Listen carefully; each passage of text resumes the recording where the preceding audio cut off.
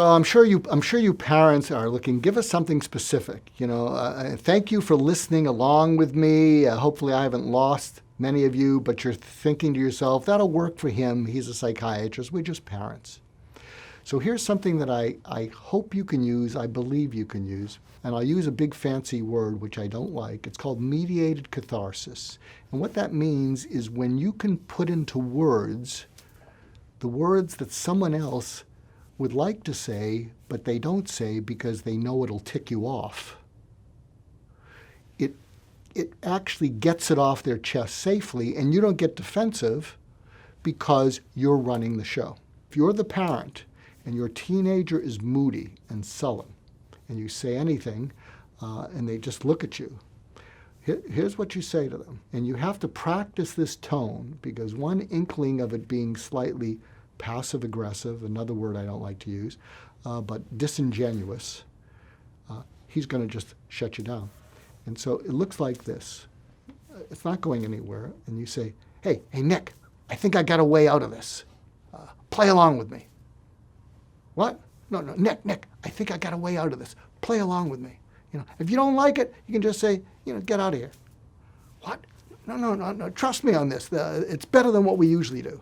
And then you look them straight in the eye, and you say, Nick, I want you to look me straight in the eye, like we're doing, and I want you to say, Mom, would you get off my effing back? Every time you come in here to try to motivate me to do something, as soon as you leave, it's the last thing I'm going to do.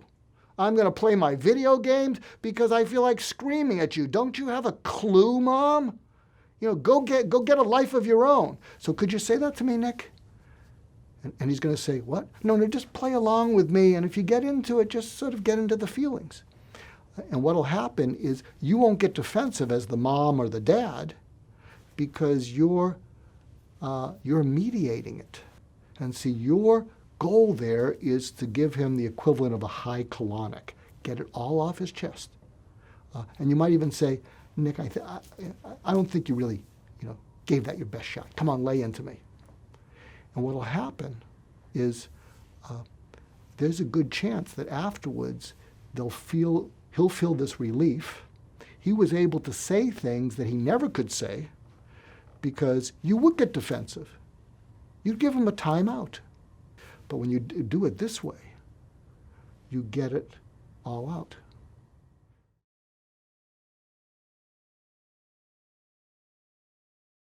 So what I would say to parents, you're going to have a conversation with your child. Now, if your child is down, depressed, or angry, you'd like them to be less angry, you'd like them to be less depressed, you'd like them to be more hopeful. And here's another tactic. It's what I call assertive humility. And what you say to your child is, I need your help with something. And I'm not sure you can give it to me, but I'd appreciate it if you could. As I look at you, you seem really down, you seem really angry, you seem really afraid. And I will do anything to help you feel better about all those three things, and I don't know how. And the last thing I want to do is make any of those three things worse. And I don't know how not to. Anything you can tell me that I should say, not say, do, not do, you're enlisting them into having what I call a with conversation.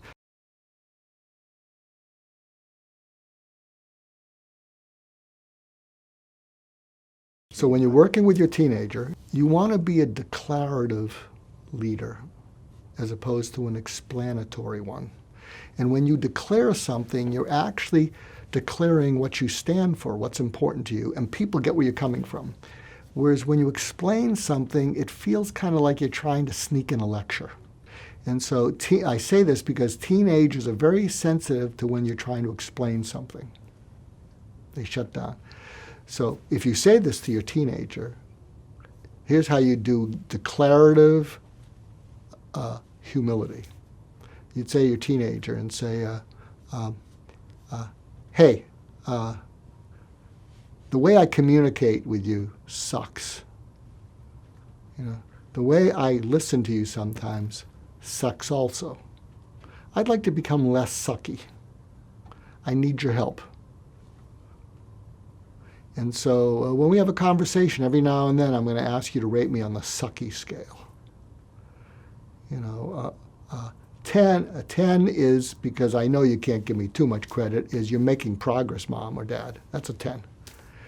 1, you can, if you want, you can just give me a number. 1 means I still suck. Okay, so I think those will go well for us. But can you see how it's playful? That's different than, you know, I want to be a better communicator. You know, I don't want to upset your feelings. So I think that's a specific thing that you can try.